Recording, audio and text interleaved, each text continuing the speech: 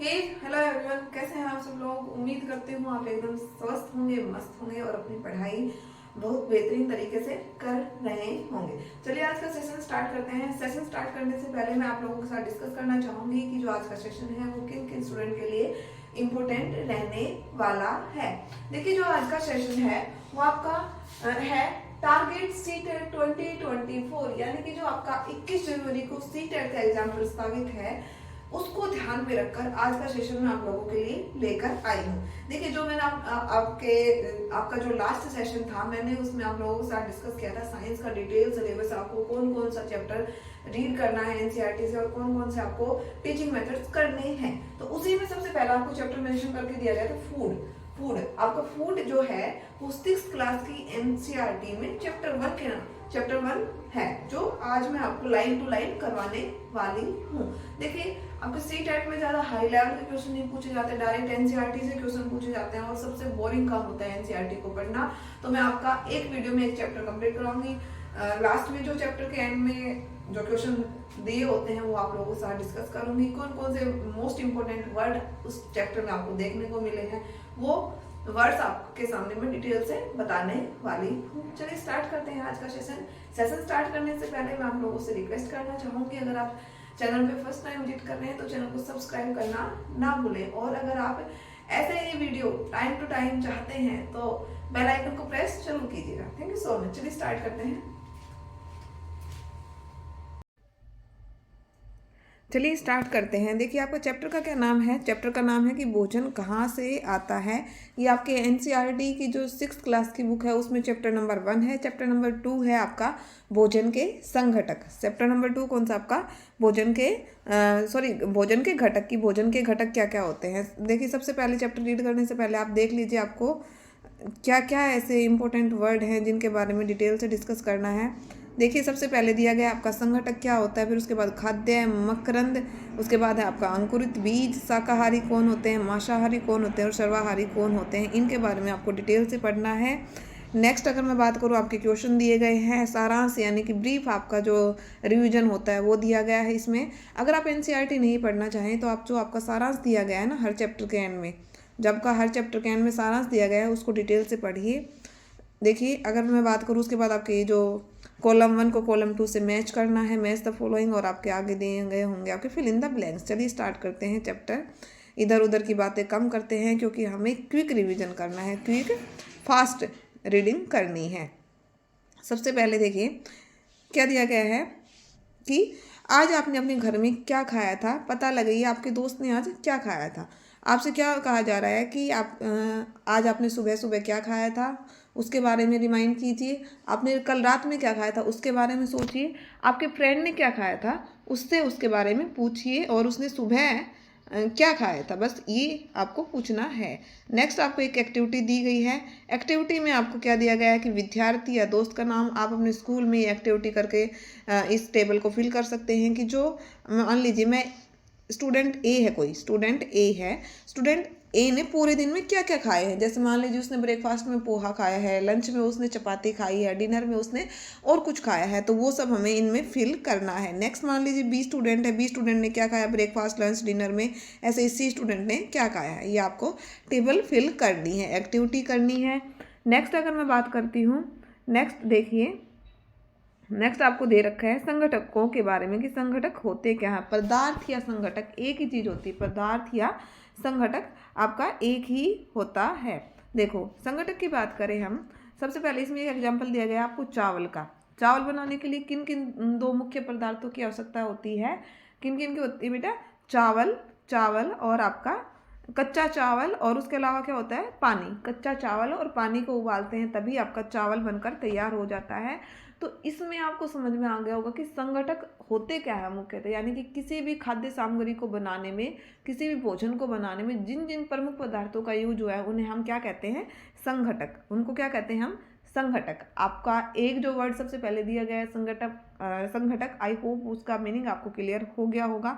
Next अगर हम बात करते हैं कि जैसे मान लीजिए दूसरी ओर कुछ भोजन तैयार करने में हमें कई संगठकों की आवश्यकता होती है। यदि हम सब्जी बनाना चाहते हैं तो हम अलग अलग प्रकार की कच्ची सब्जियों नमक, मसाला, तेल आदि की आवश्यकता होती है। तो ये क्या होते हैं बेटा, भोजन के संगठक होते हैं। भोजन के संगठक हो गए, जैसे नमक हो गया, मिर्च हो गए, मसाले हो गए, जो भी उनमें कच्ची सब्जियां हो गई, ये सब क्या है, भोजन के संगठक। आपको सेकंड फिर से एक्टिविटी दी गई है।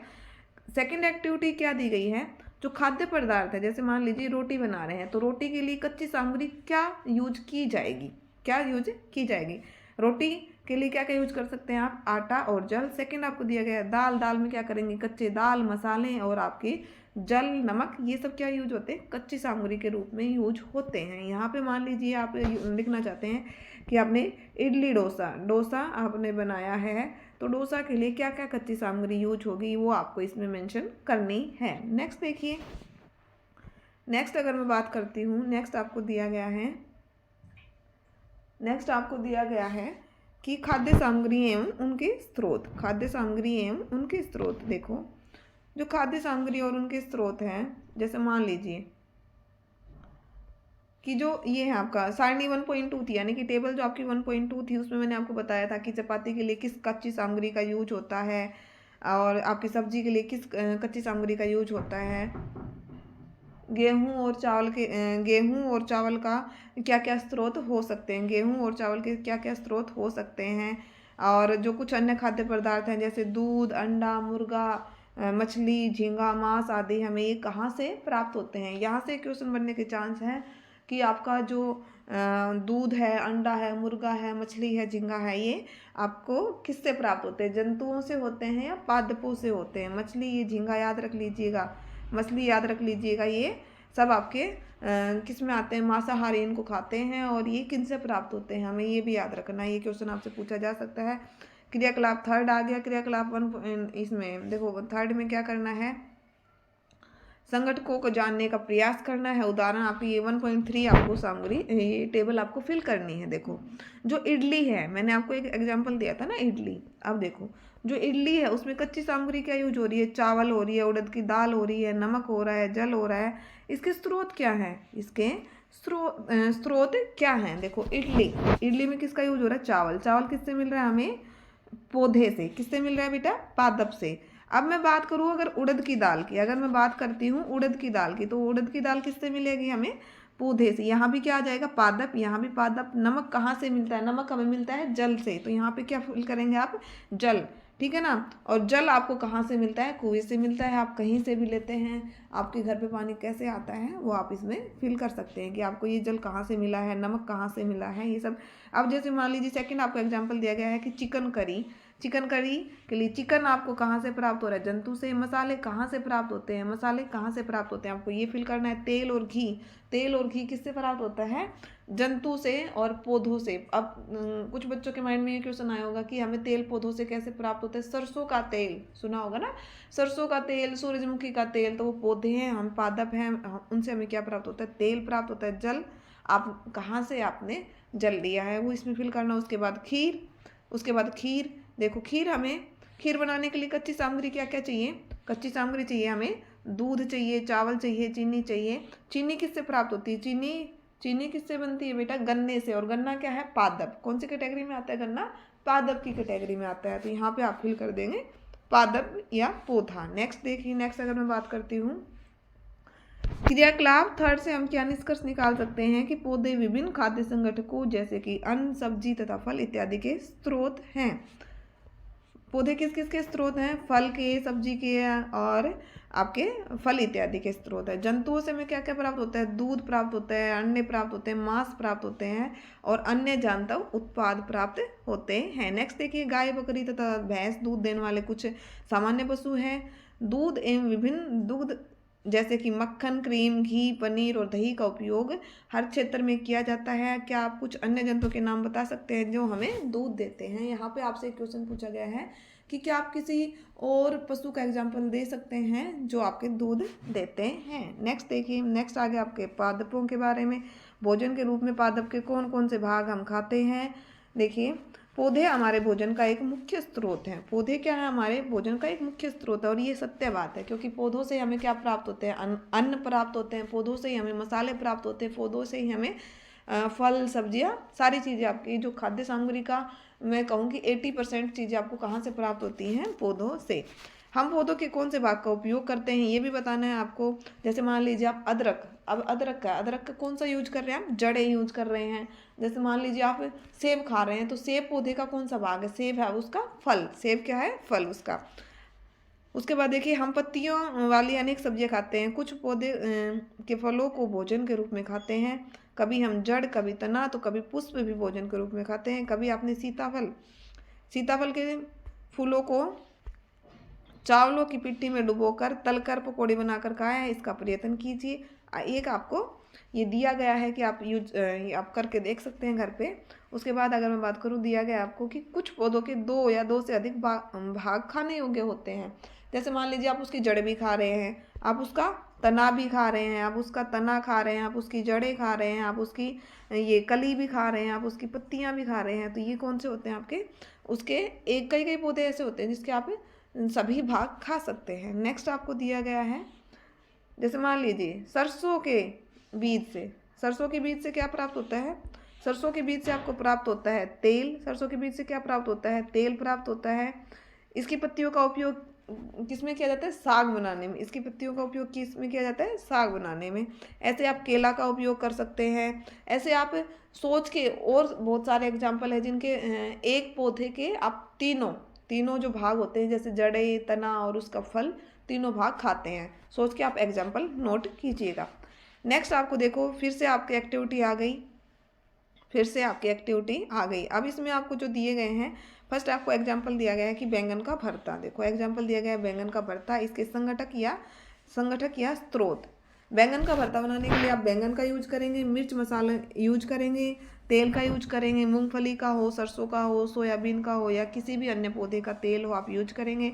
अब देखो जो बैंगन होता है वो पौधे का कौन सा भाग होता है, फल। मिर्च मसाले कौन से होते हैं, फल। तेल और मूंगफली ये क्या होते हैं, बीज। क्या होते हैं ये, बीज। मूंगफली का जो तेल होता है वो उसके बीजों से निकाला जाता है, सरसों का जो तेल होता है वो उसके बीजों से निकाला जाता है। ऐसे इसमें आपको फिल करनी है ये टेबल, यहाँ पे आपको एग्जाम्पल नोट करने हैं। कोई भी एग्जाम्पल आप मेंशन कर सकते हैं। आप डायरेक्ट अब लाइन टू लाइन ना पढ़ के आप डायरेक्ट अपनी ये फिल कीजिए, उससे भी आपके बहुत से क्वेश्चन सोल्व हो जाएंगे। देखो नेक्स्ट आपके फिर से एक एक्टिविटी दी गई है जिसमें आपको अंकुरित बीजों के बारे में बताया गया है। देखो ये जो आप मूंग भिगोते हैं, इसमें आपको जो एक्टिविटी है ये ली गई आपकी मूंग या चने से। किससे रिलेटेड ली गई है, मूंग या चने से। देखिए किससे रिलेटेड ली गई है, आपके मूंग या चने से। देखो आप मूंग को भिगोइए या चने को भिगोइए, इसको एक रात में भिगो के रख दीजिए, भिगोने के लिए छोड़ देंगे एक रात के लिए, ठीक है ना। उसके बाद क्या करेंगे, दूसरे दिन जल को पूरी तरह निकाल दे, बीजों को ग्लास में रहने दे, उन्हें गीले कपड़े में लपेट कर क्या कर देना है, एक और रख देना है। गीले कपड़े में लपेट कर क्या कर देना है, रख देना है। अब आप कुछ मतलब 1-2 दिन के बाद क्या देखेंगे कि उसमें छोटी छोटी सफ़ेद संरचनाएं निकल आती हैं। क्या निकल आती है, उसमें छोटी छोटी सफ़ेद संरचनाएं निकल आती हैं।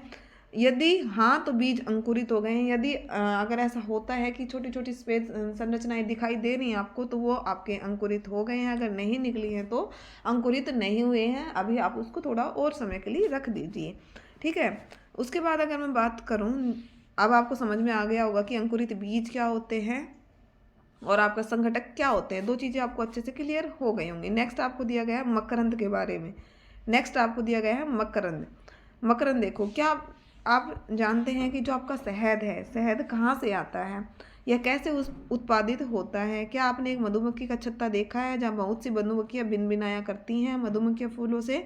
मकरंद होता है बेटा आपका मीठा रस। मकरंद क्या होता है, मीठा रस, जो कहाँ से इकट्ठा किया जाता है, फूलों से। कहाँ से इकट्ठा किया जाता है, फूलों से। अब आपको डायरेक्ट ये क्वेश्चन ना देके कि शहद कहाँ से इकट्ठा किया जाता है, आपसे पूछे कि शहद कहाँ से एकत्रित किया जाता है, आप डायरेक्ट दे देंगे जवाब कि फूलों से। बट अगर आपसे ये पूछ लिया जाता कि मकरंद कहाँ से एकत्रित किया जाता है, तो आप उसका जवाब नहीं दे पाते, क्योंकि मकरंद का मीनिंग नहीं पता होता ना बहुत से बच्चों को। तो मकरंद का मीनिंग क्या होता है, मीठा रस। मकरंद का क्या मीनिंग होता है, मीठा रस। देखो फूल और उनका मकरंद वर्ष के केवल कुछ समय में ही उपलब्ध होता है। आपने देखा होगा जो मधुमक्खी अपना घर बनाते हैं, जो मधुमक्खी का जो होता है घर, उसमें आपको जो उनका शहद है वो कुछ समय के लिए ही मिलता है, कुछ समय के बाद वो आपको देखने को नहीं मिलता। नेक्स्ट देखिए जंतु क्या खाते हैं। नेक्स्ट दिया गया है कि जंतु क्या खाते हैं। आपके घर में पालतू पशु होंगे जैसे कि आप कुत्ता, बिल्ली, भैंस या बकरी, तो आप उनको ऑब्जर्व कीजिए, उनके बारे में सोचिए, आप फिर उनके बारे में लिखिए कि वो क्या क्या खाते हैं। ठीक है। नेक्स्ट अगर मैं बात करूँ, नेक्स्ट आपको दिया गया है, देखो फिर से आपको एक क्रियाकलाप दे दिया गया कि सारणी 1.5 में अनेक जंतु के नाम लिखे गए हैं, उनमें से कुछ जंतुओं द्वारा खाए जाने वाले भोजन लिखे गए हैं। देखो जैसे भैंस क्या खाती है, भैंस हो या गाय हो या और कोई भी आपका पशु हो, वो क्या खाता है, घास खाता है, खल खाता है, भूसा खाता है, अनाज खाता है, पत्ती खाता है। बिल्ली क्या खाती है, छोटे जंतुओं को खाती है। बिल्ली क्या खाती है, जैसे चूहे को खा गई, किसी पक्षी को खा गई, दूध पी लिया, जंतु किसी जंतु को खा लिया तो वो बिल्ली का खाना है। उसके बाद चूहा क्या खाता है, अनाज खाता है, अन्न खाता है। शेर क्या खाता है, मांस खाता है। बाघ क्या खाता है, मांस खाता है। अब आपको आगे फिल करना है कि मकड़ी क्या खाती है, छिपकली क्या खाती है, छिपकली खाती है मिट्टी। छिपकली क्या खाती है, आपकी मिट्टी खाती है। छोटे जो जंतु होते हैं उनको खाती है, छोटे छोटे जो कीट होते हैं उनको खाती है। मकड़ी क्या खाती है, मकड़ी भी छोटे छोटे कीटों को खाती है। मनुष्य क्या खाता है, अनाज। मनुष्य क्या खाता है, अनाज भी खाता है मनुष्य, मांस भी खाता है मनुष्य। तितली क्या करती है, तितली क्या करती है, तितली करती है आपका फूलों से अपना भोजन लेती है। तितली कहाँ से लेती है बेटा, फूलों से लेती है। कौवा क्या खाता है, मांस खाता है। अन्य में आप कुछ भी फिल कर सकते हैं। नेक्स्ट आपको एक टेबल और दी गई है। देखो अब आपको शाकाहारी, मांसाहारी और सर्वाहारी के बारे में डिटेल से बताया गया है। शाकाहारी, मांसाहारी और सर्वाहारी के बारे में देखो। शाकाहारी क्या होते हैं, शाकाहारी होते हैं पहले वर्ग में केवल उन जंतुओं के नाम लिखे जो केवल पौधे और पादप खाते हैं। देखो शाकाहारी होते हैं जो केवल पादप और पौधे खाते हैं। पादप यानी कि पौधे यानी कि मैं कहूँ केवल फल, सब्जियां, या जो जंतुओं से आपका जैसे दूध मिल गया, उनको दूध से हमने मक्खन बनाया, दूध से हमने दही बनाया, जो वो सब चीज़ें खाते हैं वो क्या होते हैं, शाकाहारी।